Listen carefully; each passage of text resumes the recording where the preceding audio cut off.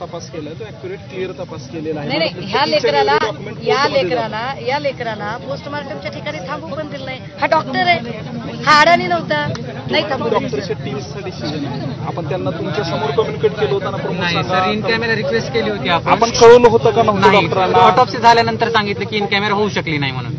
अगोदर त्याची कल्पना दिली गेलेली होती. आम्हाला नव्हतं सांगितलं सर असं काही. तुम्ही स्वतः सोबतच होते नव्हतं. मी ऑटोप्सीला मला इथे एफआयआर थांबवण्यासाठी पाठवलं. त्या दिवशी तुम्ही इथं थांबले होते एफआयआर देण्यासाठी. तुमचे बाकीचे नातेवाईक गेले होते. इन कॅमेरा आमची रिक्वेस्ट होती पण इन कॅमेरा झालं नाही पोस्टमॉर्टम. आणि इथे परत आल्यानंतर जे ऍडिशनल एसपी मॅम आहेत त्यांनी आम्हाला असं सांगितलं की इन कॅमेरा झालं नाही म्हणून. आम्ही तेव्हा विचारलंही. ओके. नाही आता हे जे चार लोक आहेत ज्यांचे उल्लेख आहे, 6 लोक सॉरी डीवायएसपी, तुम्ही पीडितेचे सीडीआर लीक करता. आम्ही लीक केले नाहीत मॅडम. ते मग ते कसे गेले? मग तुषार दोषींनी केले का?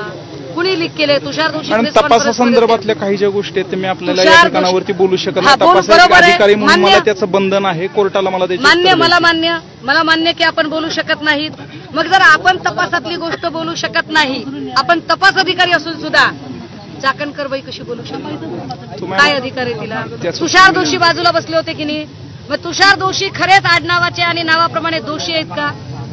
का त्यांनी असं केलं? तुषार दोषी इथले एसपी असताना चाकणकर बाईला त्यांनी काय एवढं बरळू दिलं? अधिकार एवढा नव्हता का की चाकणकर बाईंना त्यांनी अडवा?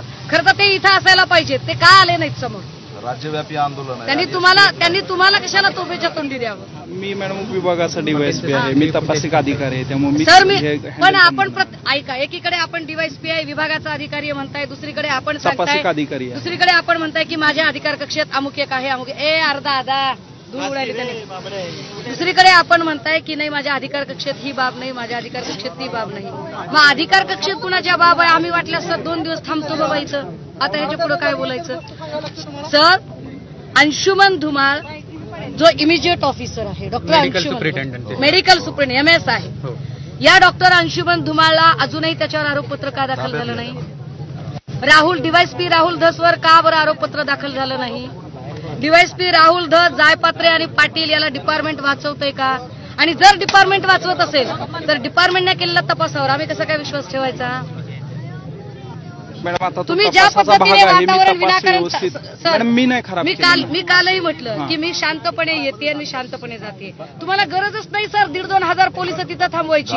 तुमचे पोलीस तुमच्या संरक्षणासाठी ठेवले, इकडच्या गर्दीच्या नियोजनासाठी नाही ठेवले तुम्ही. संबंध शहरामध्ये आम्ही बंदोबस्त लावलेला. आपण काय उपयोग आहे? तुमचे सगळे बंदोबस्त लावावं लागणार ना? कायदा सुव्यवस्था आम्हाला मेंटेन करायची नाही का मॅडम? मला सांगा, आम्ही करायचं नाही का ते कायदा सुव्यवस्था मेंटेन करायसाठी? तुमचे पोलीस मेंटेन करत नव्हते, नाक्यावर सुपारी खात थांबले होते. व्हिडिओ फुटेज आहे साहेब. मी गर्दीचं नियोजन गावाला जाऊन आलो, या वडिलांच्या कवडगावला. एक पोलिसांचं संरक्षण नाही तिथं.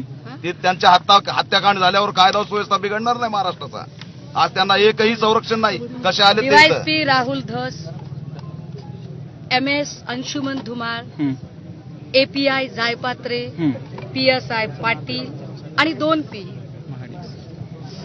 सुनील महाडिक 1 आणि 2 PA शिंदे आणि नागटे, या लोकांवर आरोपपत्र दाखल होणं गरजेचं. ते आरोपपत्र तुम्ही कधी दाखल करणार? कसं दाखल करणार? तुमच्या अधिकार कक्षेत नाही तर तुम्ही कसे तपास अधिकारी सर? मॅडम मी तपासाबाबतच्या ह्या गोष्टी आपल्याला या स्टेजमध्ये सांगू शकत नाही. आपण दिलेलं निवेदन मी घेतोय आणि या अनुषंगाने मी पुढचा व्यवस्थित तपास करतो. जी हँडरायटिंग आहे ती तिची नाहीये. त्या अनुषंगाने ते हत्येचं प्रकरण आहे का या दिशेने सुद्धा आपण एक सखोल चौकशी आमची मागणी हीच आहे. जो तिने 4 पानाचा खुलासा जो दिलाय त्यात तिने सरळ सुसाईड नोट सारखंच मेन्शन केलंय की यातून जर माझ्या जीवाला बरं वाईट झालं तर यास पोलीस प्रशासन जबाबदार राहील. आणि त्या पोलीस प्रशासनामध्ये कोणते अधिकारी जबाबदार राहतील तिने पूर्ण खुलासामध्ये सर्वांची नावं लिहिले. 19 जूनला जी तिने तक्रार दिली होती ती 3 पोलीस अधिकाऱ्यांविरोधात दिलेली होती, पाटील, जायपत्रे आणि बदने तर मुख्य आरोपी म्हणून अटक आहे. पण पाटील आणि जायपत्रे यांनी पण आत्महत्येस प्रवृत्त केलं आहे, हा आमचा आरोप आहे. आणि त्यामुळे त्यांना पण FIR मध्ये इन्क्लूड करायचे की यांच्यामुळे आत्महत्येस प्रवृत्त लोकांची तसे जबाब नोंदवूयात. मी ऑलरेडी तुम्हाला 2-3दा स्वतःही फोन केला होता, परवाही बोललो होतो, पण तुम्ही स्टेटमेंट दिले नाही. माझं म्हणणं आजही स्टेटमेंट द्या, मी आजही नोंदवून. ऐका सर, तुम्ही जबाब नोंदवायचं सांगताय. मुळात ज्या डिपार्टमेंटमधल्या ज्या लोकांवर आमचा आरोप आहे, आमचा संशय आहे, ज्यांची नावं ऑलरेडी त्या 4 पानी पत्रात आहेत, जर त्यांची नावच आरोपपत्रामध्ये नसतील तर आमच्या जबाबाला काय अर्थ आहे? अजून दोषारोपपत्र तयार झालं नाही ना. तपास 8 दिवस झाले. तपास कंटिन्यू चालणारी प्रोसेस आहे. तपास चालू आहे. तपास बंद झालेला नाही ना मॅडम. म्हणजे असं आहे ना की तपास चालू आहे तर अजून या स्टेजवर 8 दिवस आपण तपासावरती बोलणं योग्य नाही. आपल्याला वारंवार तीच सर, मी विनंती तेच करतो. म्हणते की तपासावर बोलणं योग्य नाही. हीच गोष्ट चाकणकर आणि जयकुमार गोरेला कुणीतरी सांगा ना की तपासावर बोलणं योग्य. मी समजू शकते सर, आय रिस्पेक्ट. तपास अधिकाऱ्याचे जे गुपित ठेवण्याचे पुरावे ते सुद्धा लीडरला जयकुमार गोरे कोण? पिस्वार खान जे फक्त उच्च कोण? हा न्यायालयामध्ये टिकोजीराव. त्यांनी त्याचा दिलं काय संबंध होता जयकुमार गोरेचा? पाहिजे. या तपास जयकुमार गोरे अधिकाऱ्याचे चारित्र्य मीडिया ठरवणार सुद्धा का? चेक करा. जयकुमार गोरेने स्वतःचं बघावं आधी चारित्र्य काय आहे ते.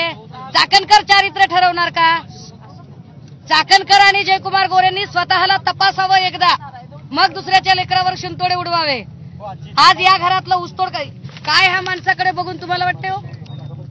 हा काही राजकारण नाहीये, हा काही बिझनेसमॅन नाही, प्राध्यापक नाही, शिक्षक नाही. एवढ्या गरीब पोलिसांच्या माणसाला बळावर त्रास रक्षण देणारा. आहे आमचं. आणि जर राजकीय दबाव असेल तर तसं सांगा साहेब. राजकीय दबाव आहे का इथं पोलिसांवरती?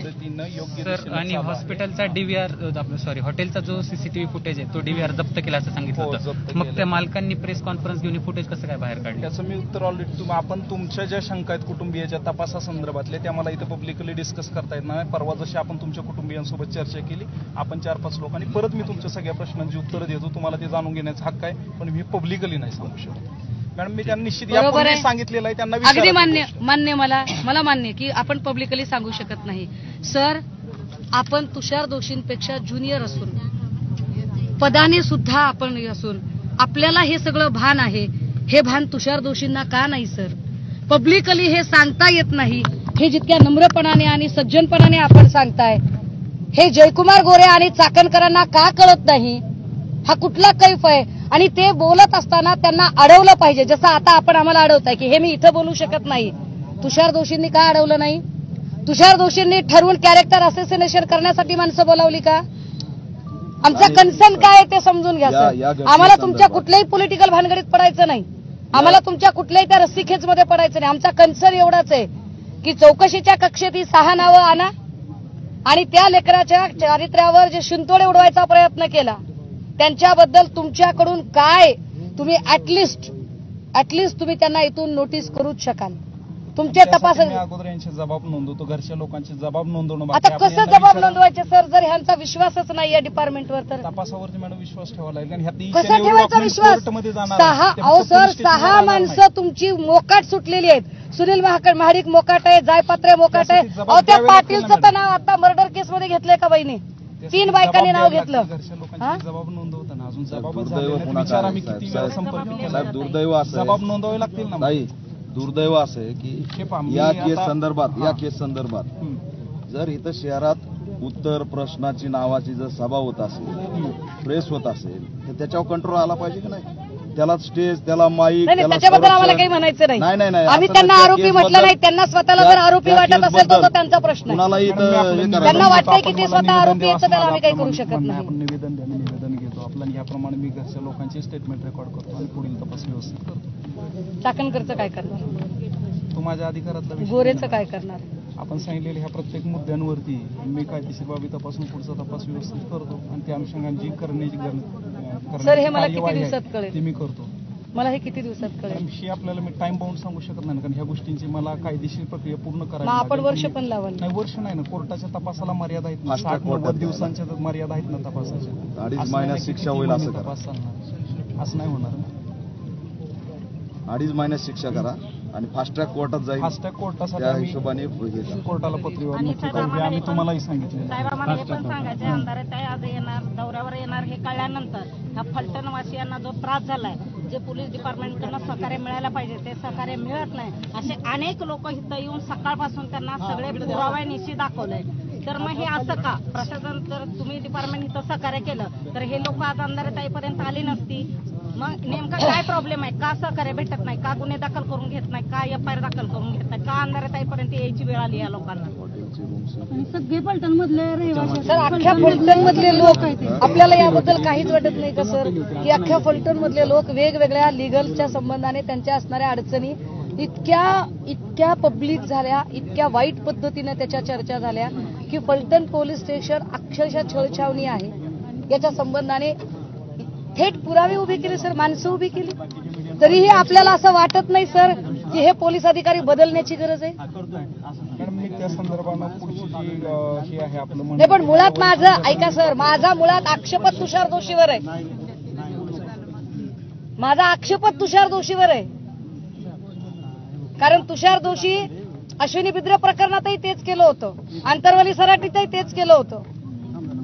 आपण निवेदन द्यावं असं माझं म्हणणं. मी निवेदन घेतो आपल्या म्हणणं. सर आपल्याला जायचंय कसं आपण नाही, मला जायचं नाही मॅडम. मी आपल्यासाठी नाही, आपण ज्या बोलवलं, मी पद्धतीने- चर्चा करायसाठी आलो. आपल्या प्रत्येक मुद्द्याचं मी उत्तर देतो. पण आता ह्या प्रश्नाचं नाही, आपण ना काहीच माझ्याकडे. उत्तर देत नाही आहात सर. मी आपल्याला विचारते की ठीक आहे, मी आपलं म्हणणं मान्य करते.